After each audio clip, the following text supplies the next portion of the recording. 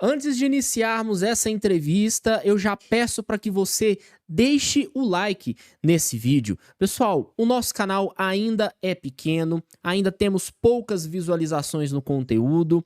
E se você que já assiste o canal, já acompanha, já conhece o nosso trabalho e gosta do que a gente vem fazendo aqui, não deixa o like nesse vídeo, o YouTube entende que esse vídeo aqui não é relevante e não mostra para outras pessoas.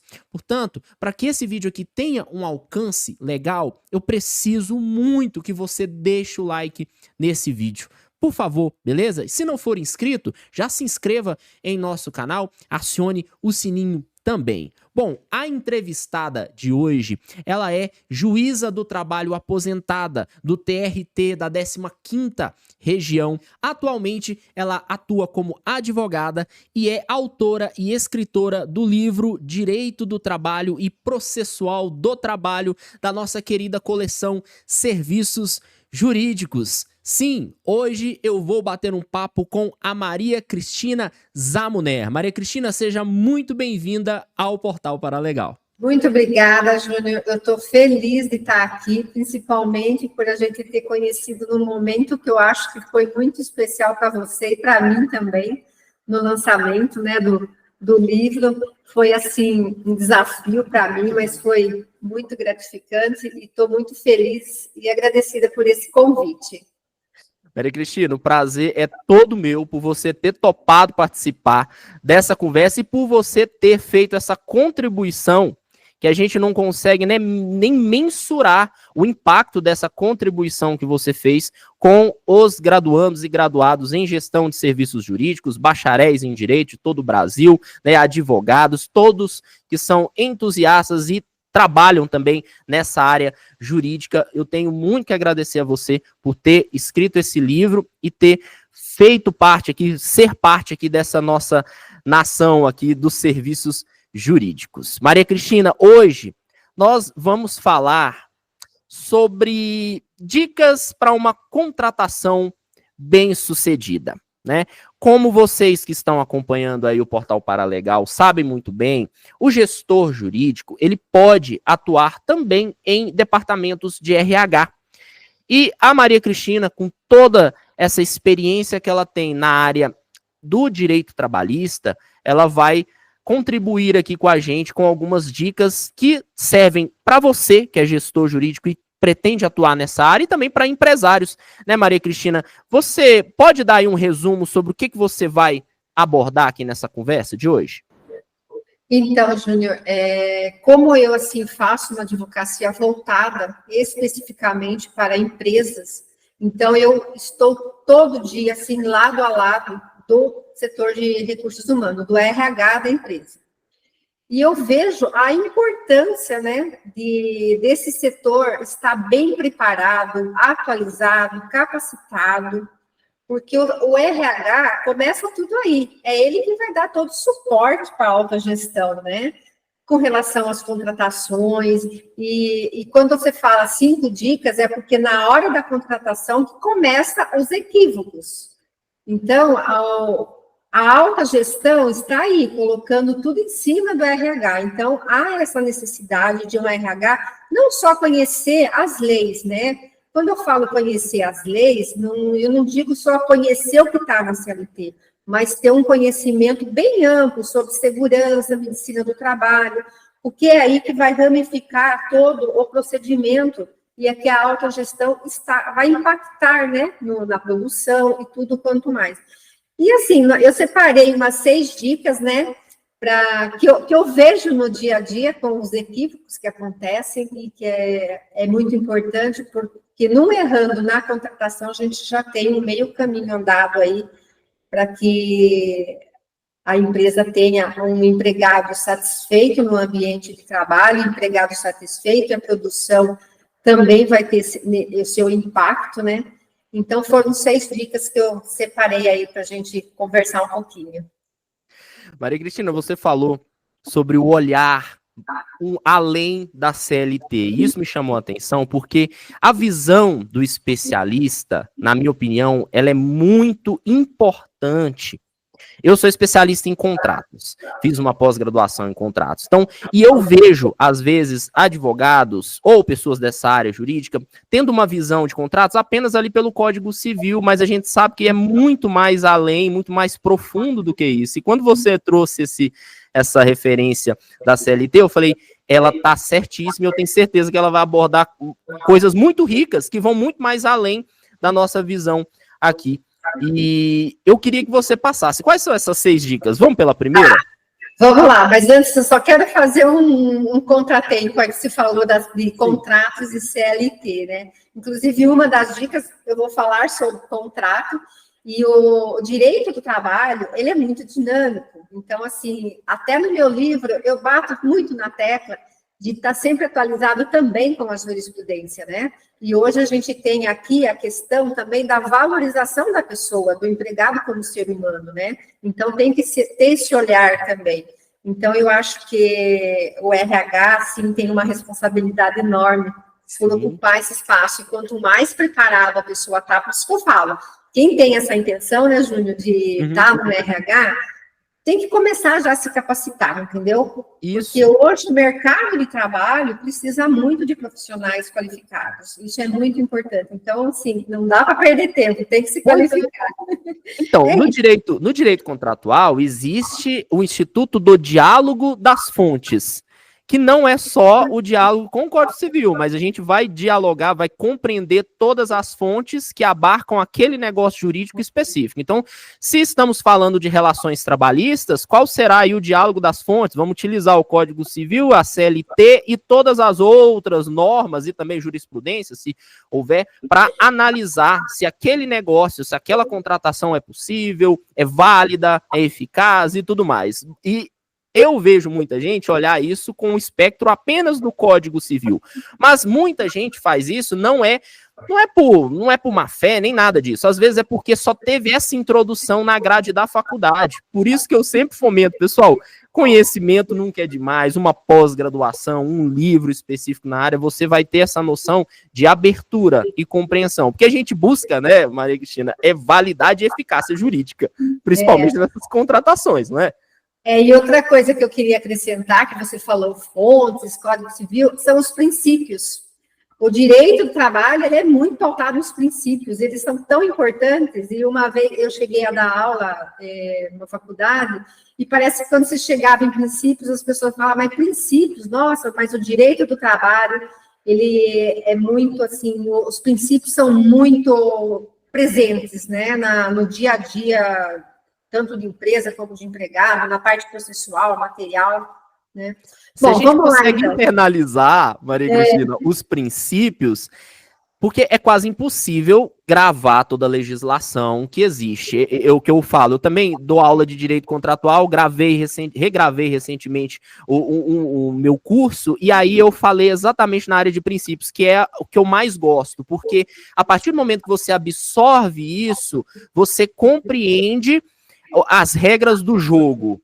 É difícil gravar a legislação, mas quando você internaliza os princípios, você já vem de boa fé, você já vem com algumas ideias que já sabe mais ou menos aonde você vai, né? Então, os princípios é muito importante. Nossa, se deixar a gente conversa aqui até horas, né? É verdade, tá gostosa a conversa aqui, mas vamos lá. Eu vou começar por essas dicas, né?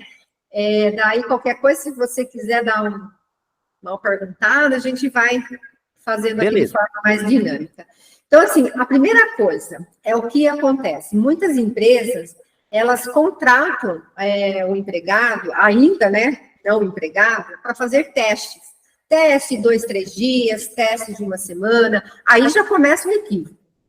Por quê? Porque a CLT, ela tem um contrato específico de experiência, que é exatamente para avaliar a experiência do empregado com relação ao desempenho dele na função e até com relação à adaptação dele no ambiente de trabalho. Porque hoje ninguém trabalha sozinho, né? Então, assim, o grupo, né? Às vezes o empregado tem que ver se ele consegue se adaptar num grupo. Então, assim, essa questão de contratar para falar que está fazendo um teste já é, no meu conceito, o primeiro equívoco. Então, o contrato de experiência é para isso. O segundo ponto, que também eu vejo, esses pontos que eu estou falando, Júnior, são os pontos que eu mais tenho visto como equívocos, né? E que eu tenho sempre, quando é possível, a gente vai corrigindo. O segundo ponto é o empregado começar a trabalhar sem passar pelo exame médico admissional. Porque o exame médico admissional é que vai dizer se ele está apto ou inapto para a função. Então, você imagina, o empregado já começou a trabalhar e vai fazer depois o exame médico. E acaba não tendo aptidão para aquela função. Isso já começa a criar um problema. Por conta que, como você vai fazer agora, fica difícil fazer a contratação, né? Um terceiro ponto, aí quando o empregado já está contratado, certinho, formalizado o contrato, é uma boa integração. Integração para expor para o empregado as normas, as regras da empresa, os procedimentos de medicina e segurança do trabalho. Eu digo que essa parte de medicina e segurança do trabalho é de suma importância. Como o empregado vai usar o EPI, onde o empregado vai pegar o EPI, como que ele tem que fazer a higienização, como ele tem que fazer a troca. E esse processo de integração, às vezes, a empresa tem tanta preocupação que, às vezes, tem processo de integração que demora 1, 2, até 3 dias. Então, eu acho que não é só um simples bate-papo de meia hora, tem que ser uma coisa séria, que isso vai fazer diferença na própria adaptação e no cumprimento das regras, né, pelo empregado. A empresa vai deixar claro como é que é o funcionamento aí no dia a dia. Maria Cristina, só fazendo um adendo no que você falou, eu tive essa experiência prática anos atrás, né? Eu trabalhei numa empresa que era distribuidora de uma marca aí de laticínios muito conhecida mundialmente. E eles trabalhavam muito em câmara fria, né? Ali aquela coisa de abrir aquele refrigerador, ficar lá dentro, colocando iogurte dentro ali e tudo mais. E, infelizmente, a empresa não tomava cuidado com relação a isso e não aprendia. Por quê? Porque os funcionários adoeciam, alguns tinham problema de coluna, né? Porque tinha que pegar a caixa pesada, levar, não usava cinturão, não usava os equipamentos, mas é insistente, né? Eu normalmente eu aprendo com o primeiro erro, mas eu vejo que alguns empresários não se manifestam com relação a isso. Você acha que isso pode acontecer? Isso acontece por quê? Porque é caro para eles manter esse treinamento? O que ocorre? Não, eu não acho que é caro. Eu acho que é um investimento necessário e imprescindível. Por quê? Porque se você já coloca para o empregado as responsabilidades dele pelo uso de equipamento, fiscaliza, então ele já vai estar entrando na empresa conscientizado, sabendo que a empresa adota e exige o cumprimento desses deveres, dessas obrigações. Não pode pautar porque é caro, não é caro. O que fica caro é você não seguir isso e depois ter o problema, que nem você falou, com uma doença, com um adoecimento, isso vai se tornar caro. Então, eu não sigo por essa questão de caro, eu acho que é uma questão de hábito. Às vezes a empresa não tem esse hábito, não consegue conscientizar, se você não tem, se a própria empresa não consegue se conscientizar disso, como é que você vai passar isso para o empregado? Então, é uma questão de hábito, não é só uma questão de legislação, é uma questão de conformidade e criar essa cultura, porque você pode ir em um lugar que tem a mesma ramificação de negócio, um está usando, o outro não. Por quê? Porque nenhuma a empresa já criou essa cultura de passar para aqui todo mundo usa equipamento, e outras, às vezes, não. Mas eu sempre falo, nunca é tarde, né? A partir do momento, o que é importante é essa conscientização com relação à segurança do trabalhador. E eu falo, né, Júnior, quando está tudo bem correndo, com segurança, um ambiente saudável, a consequência é a produção melhorar. Então, eu vejo por esse lado, entendeu? Sem dúvida. Uma coisa caminha ao lado da outra aí, né? Perfeito, e é bom, vocês que estão assistindo aí, já internalizem isso, levem isso para a empresa que vocês estão trabalhando, já vai com essa visão, tá? Que faz toda a diferença, essa mudança na cultura da empresa, como a Maria Cristina disse. E sabe qual é a importância quando a gente começou a falar do RH preparado? Porque um RH preparado, ele pode levar essas mudanças para a autogestão. Olha, aqui precisa mudar, entendeu? Ele vai estar capacitado para apontar e para demonstrar para a autogestão o que está precisando mudar, o que está precisando modificar. Ele não vai ser só simplesmente mais um funcionário, um empregado do RH. Ele vai ser um empregado capacitado, atualizado, profissional, que vai agregar os conhecimentos e levar para a autogestão. Isso eu acho muito importante no setor de RH. Tá? Perfeito, perfeito. Bom, continuando aqui, vamos para a quarta aqui. É expor com clareza as atividades, as tarefas que o empregado vai desenvolver. Porque, às vezes, o empregado é contratado, você vai trabalhar na função tal, mas não fala com clareza o que ele vai fazer. Porque a diferença é você ter uma função, mas dentro dessa função você tem tarefas, né? Pode ser várias, uma, duas, três, pode ser várias tarefas agregadas que atendem àquela função. Então, isso é importante. E isso também, na própria integração, deve ser feito.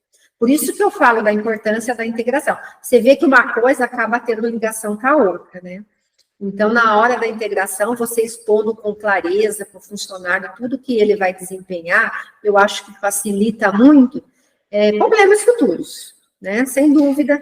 Maria Cristina, infelizmente, eu sinto que existe uma certa cultura daquele profissional que entra, seu faz tudo. Ele entra para aprender, algumas empresas colocam a pessoa ali e falam assim, não, para você entrar aqui é bom você saber fazer de tudo. E aí a pessoa entra sem ter esse norte, como você falou, sem ter essa descrição, e aí um dia tá na limpeza, outro dia tá arrumando umas coisas, outro dia tá mexendo no estoque, outro dia tá atendendo o cliente. Isso também é cultural, né, Maria Cristina?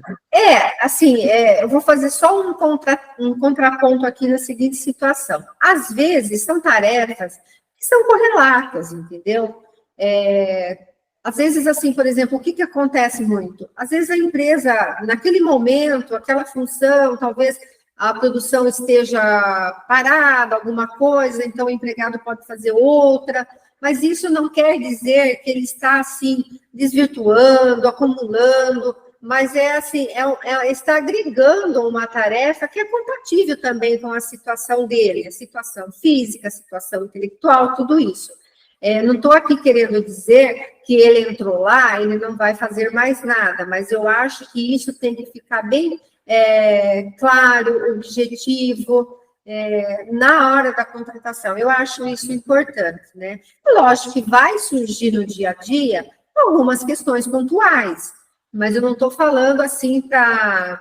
Eu fui contratado uma coisa, eu tenho que exercer outra, mas eu acho que quando se conversa e quando se aponta isso para o empregado, qual é o papel dele na empresa, eu acho que fica muito mais claro e a empresa evita problemas, né? Bom, o quinto ponto, que agora nós vamos entrar no contrato, viu, Júnior, que você falou do contrato. Maravilha. É um bom contrato de trabalho. Então, eu falo assim, a lei até permite a contratação verbal. Isso fala que um contrato de trabalho, ele pode ser reconhecido, feito de forma verbal. Mas eu não aconselho a fazer isso, né? Porque o que você põe no papel é muito mais fácil de você provar. Com certeza, com certeza. E hoje eu vou mais além, viu, Júnior? De abandonar um pouquinho aqueles contratos padronizados, né? Hoje, abandonar sempre. Não é um pouquinho, não. Na minha opinião, é sempre. Vamos lá, né? Abandonar. Então, eu vou falar assim, não aconselho adotar. É melhor. Porque hoje, um contrato de trabalho, ele é complexo, entendeu?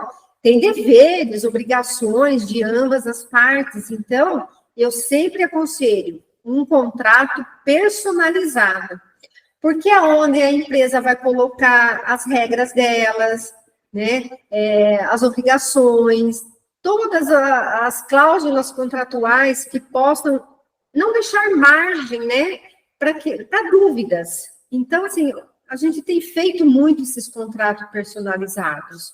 A empresa vai adotando as regras que ela nesse próprio contrato de trabalho.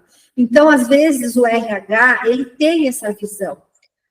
Eu já fiz contrato personalizado por iniciativa do RH. Não dá para mudar isso? Vamos fazer isso? Vamos colocar esses descontos já no contrato de trabalho, o empregado não fica assinando um monte de papelzinho, autorizo isso, autorizo aquilo, entendeu?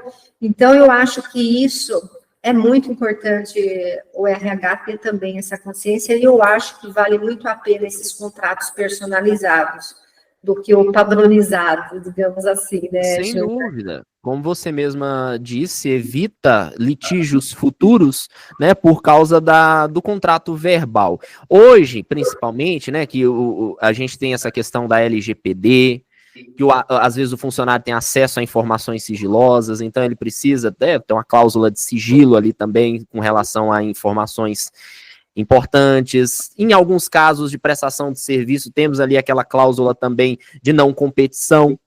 Exatamente. Né, e também, me fugiu aqui da cabeça, cessão de direitos em alguns casos também, né, o que o funcionário vai estar produzindo, criando algo para uma empresa. O que aconteceu recentemente, eu até fiz um vídeo, né, que o Boninho, aquele produtor famoso, ele acabou registrando uma marca que foi criada dentro da Globo, que é o Big Boss. Ele registrou em nome próprio. E ele não poderia ter feito isso, de acordo com o contrato que ele tinha assinado na Globo. Então, mas tinha um contrato.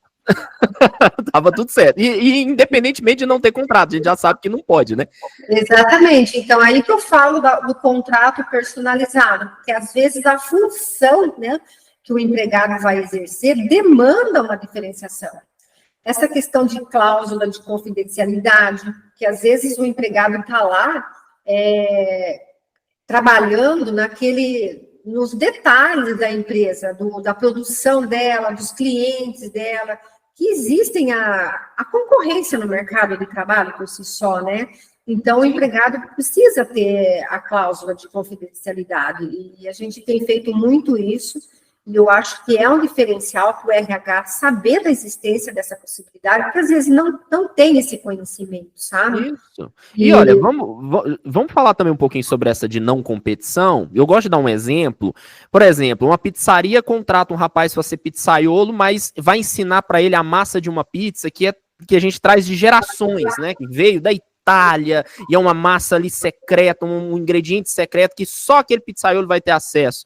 Ele aprende aquela massa, e aí meses depois ele sai e abre uma pizzaria do lado e faz com a mesma massa. Então, nesse caso, né, a cláusula de não competição por causa dessa atividade específica seria interessante. Você concorda ou não? Nossa, plenamente. E por isso que eu falo, cada contrato é um contrato. Você tem um contrato que é para produção, que, por exemplo, não vai ter uma diferenciação lá de atividades, mas, por exemplo, você vai ter um administrativo, que é uma contratação exatamente isso.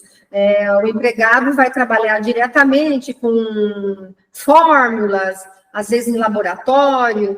Então, a empresa precisa ter essa segurança dessa cláusula de confidencialidade. Segurança para que depois, que nem você explicou, né, não saia e leve consigo. Então, você fazendo já essa cláusula, você já tem uma coisa assim, uma obrigação documentada, né? Então, é muito importante mesmo esses contratos personalizados, e eu acho que as empresas estão mais conscientes nesse sentido, viu, Júnior? E agora o último ponto, que é uma questão do controle de jornada, do jornada de trabalho. O que é importante aqui é saber o limite da jornada, é saber se o empregado vai trabalhar em regime de compensação de jornada, se vai ser adotado algum banco de horas, porque hoje horas extras, eu acredito que seja uma das matérias mais recorrentes na justiça. E é um assunto, é uma verba que ela acaba dando um impacto financeiro numa reclamação trabalhista, né? A forma de como vai registrar o cartão de ponto, se vai registrar o intervalo, se vai pré-anotar o intervalo, tudo isso impacta financeiramente para a empresa. Então, esse controle de ponto, esse tipo de conhecimento, se vai adotar uma jornada compensatória, se vai pagar hora extra, se vai compensar. Então, isso aí é um impacto financeiro bem alto para a empresa se ela não observar essas questões, da questão da jornada de trabalho, entendeu? Então, assim, mais ou menos esses são os pontos, né? Poderia falar muitos outros, né? Mas com certeza, eu acho que se deixasse a gente estenderia aí por horas, né? Mas, Maria Cristina, esse aqui é o primeiro de muitos, eu espero, tá? Primeiro de muitos papos, muitas conversas. Quero você aqui outras vezes também, se você topar, claro, se você puder tirar um tempinho para vir aqui participar, vai ser um prazer. Eu acho que a gente tem muita coisa para trazer para o pessoal. E você que gostou da conversa, vocês podem estar adquirindo o livro da Maria Cristina. Eu vou deixar o link aqui na descrição, olha lá, vou deixar ele aqui na descrição. Agora, né, Maria Cristina, o pessoal pode adquirir o livro tanto na Amazon, quanto na Shopee, quanto lá na Ridel. E, pessoal, eu sempre dou uma dica de ouro para quem está querendo adquirir o livro, tá? Cada uma dessas plataformas tem uma forma de venda específica. Na Amazon, a vantagem é que o frete é gratuito em muitos casos, ou o frete é bem mais baixo do que pelos Correios, que eles têm um sistema de entrega próprio lá, tá? Então, é mais barato e costuma chegar mais rápido. Lá na Shopee, você pode parcelar em até 12 vezes. E quem usa o aplicativo, né, é um usuário assíduo do aplicativo, ganha cupom de desconto ou até cupom de frete gratuito. Então, você pode parcelar em muitas vezes e também ter um frete gratuito. E lá na Ridel, no site oficial, se usar o cupom Portal15, vocês ganham 15% de desconto e mais 8% se você for pagar à vista no Pix. Então, aí você já vai ter 23% de desconto para adquirir a obra da Maria Cristina aí para vocês. Então, Maria Cristina, muito obrigado por ter participado do Portal Paralegal. Eu que agradeço, espero ter atendido a expectativa aí do nosso bate-papo. E estou lá no meu Instagram, se alguém quiser me seguir, é mcristina_Zamulher. Eu sempre trago algumas dicas lá. E estou à disposição também, se alguém quiser mandar algum direct para falar alguma coisa do livro, algum questionamento do livro, estou à disposição. E agradecer você, Júnior, pela oportunidade. E gostei muito de bater esse papo, porque é meu dia a dia.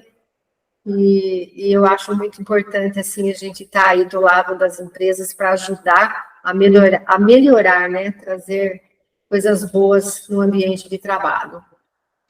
Maria Cristina, você foi muito humilde ao dizer que o seu Instagram traz algumas dicas. O Instagram dela é sensacional, pessoal. Tem um monte de dica legal e é diário. Quase todo dia, se eu não me engano, a Maria Cristina posta dicas lá. É um conteúdo riquíssimo, tá? Realmente é um manual ali de RH bem feito, para um RH bem sucedido. Vocês podem seguir. Eu vou deixar o link aqui na descrição também. Então, sigam a Maria Cristina lá no Instagram, que vocês vão ter dicas aí de RH muito boas, de rotina trabalhista e tudo mais, tá bom? Sigam ela lá. Maria Cristina, muito obrigado pela sua presença. E, pessoal, por favor, se vocês gostaram, já deixa o like nesse vídeo, compartilha com outras pessoas, deixa aqui nos comentários também o que vocês acharam sobre essa conversa e até uma próxima.